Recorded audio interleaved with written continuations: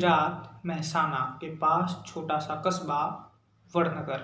आज यहाँ राष्ट्रीय स्वयंसेवक संघ के विशेष शाखा का आयोजन होना है।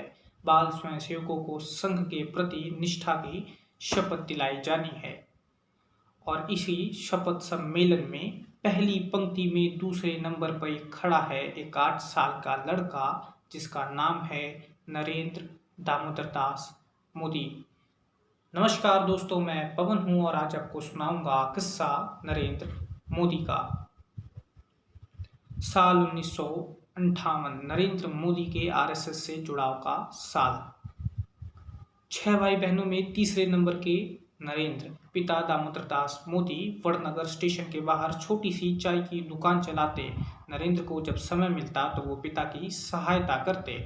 सुबह स्कूल जाने से पहले पिता के काम में सहयोग करते और जब स्कूल की घंटी बजती तो अपना झोला उठाकर सड़क के उस पार के विद्यालय भगवताचार्य नारायणाचार्य विद्यालय में हाजिरी लगाने पहुंच जाते। नरेंद्र मोदी जब 14 वर्ष के हुए तो उनका विवाह यशोदाबेन के साथ करवा दिया गया। 18 वर्ष में जब पहली बार गौने की बात चली तो मोदी घर से फरार हो गए। 2 वर्ष बाद अचानक एक दिन घर वापस लौटे और कहा, अब मेरा संन्यास खत्म होता है, चाचा के पास अहमदाबाद जाऊंगा, कुछ पैसे कमाऊंगा।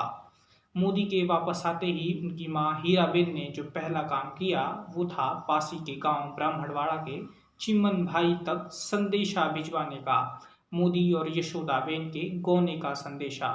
लेकिन ये खबर जैसे ही मोदी को लगी, मोदी एक बार फिर से घर से फरार हो गए। लेकिन इस बार घर वालों को संतोष था कि मोदी अहमदाबाद गए हैं चाचा के पास। मोदी ने कुछ समय तक चाचा के साथ काम किया, कुछ पैसे कमाए, फिर एक साइकिल खरीदी और अपना चाय का काम शुरू कर दिया। मोदी का पहला ठिकाना बना संघ का दफ्तर। यहाँ मोदी आरएसएस के कार्यकर्ताओं के संपर्क में आए। उस समय के प्रांत प्रचारक लक्ष्मण राव इनामदार ने मोदी को संघ के मुख्यालय केशव भवन में आकर रहने का न्योता दिया। इस समय तक केशव भवन में 10-12 लोग रहा करते थे।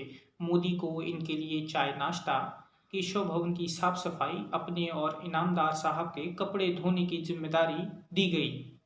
इमरजेंसी का दौर लगा। इंदिरा और संजय गांधी के आगे देश भर के मंत्री और मुख्यमंत्री जब सर झुकाए मुंह खड़े थे, उस समय बाबू भाई यश भाई पटेल की गुजरात सरकार इंदिरा विरोधियों का गढ़ बनी हुई थी। इस समय तक नरेंद्र मोदी अखिल भारतीय विद्यार्थी परिषद का काम देखने लगे थे। मोदी को जिम्मेदारी दी गई कि देश भर में इमरजेंसी के विरोध में जो अलग अलग पर्चे छप रहे हैं उनकी अलग अलग कॉपियां तैयार हों और देश भर में जो भूमिगत कार्यकर्ता हैं उन तक बिना किसी मुश्किल पहुंच जाए। मोदी ने अपना काम बखूबी किया और इमरजेंसी के खत्म होने के बाद मोदी को संगठन मंत्री के पद से नवाजा भी गया। साल 1980 नई पार्टी भारतीय जनता पार्टी का गठन हुआ। जनसंघ का नया संस्करण। 1984 के लोकसभा इलेक्शंस में ये पार्टी केवल 2 सांसदों पर ठिठक के रह गई। अब भारतीय जनता पार्टी ने अपना राजनीति का तरीका बदला। कमंडल की राजनीति तेज होने लगी थी। इसी समय देश भर में रथ यात्राओं का दौर भी शुरू हो चुका था।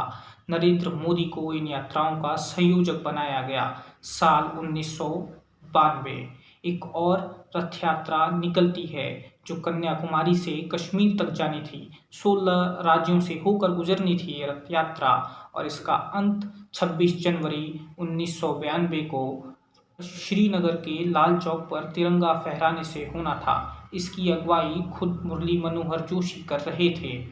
15 मिनट में इस कार्यवाही को पूरा कर लिया गया और यात्रा के अंत होने के बाद जब प्रेस कॉन्फ्रेंस में मुरली मनोहर जोशी राष्ट्रीय मीडिया को संबोधित कर रहे थे, उस समय उनके दाहिने हाथ पे खड़ा था एक नौजवान, मुस्कुरा रहा था। उसका नाम था नरेंद्र मोदी। ये मोदी का राष्ट्रीय मीडिया से पहला सामना था। इस समय तक गुजरात में भाजपा की कमान 2 नेता केशव भाई पटेल और शंकर सिंह वाघेला संभाले हुए थे। 1995 गुजरात विधानसभा चुनाव में भारतीय जनता पार्टी को मिलती हैं 182 में से 180 सीटें। केशव भाई पटेल गुजरात के मुख्यमंत्री बनते हैं, लेकिन उनके मुख्यमंत्री बनने से शंकर सिंह वाघेला बहुत खुश नहीं थे।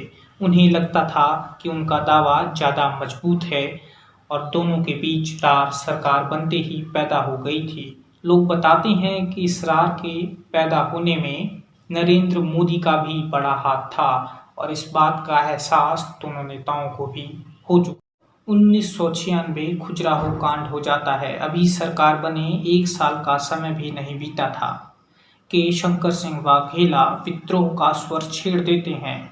अटल बिहारी वाजपेयी की मध्यस्थता के बाद शंकर सिंह वाघेला समझौता करने को राजी हो जाते हैं, लेकिन उनकी 3 शर्तें थी। क्या थी ये 3 शर्तें?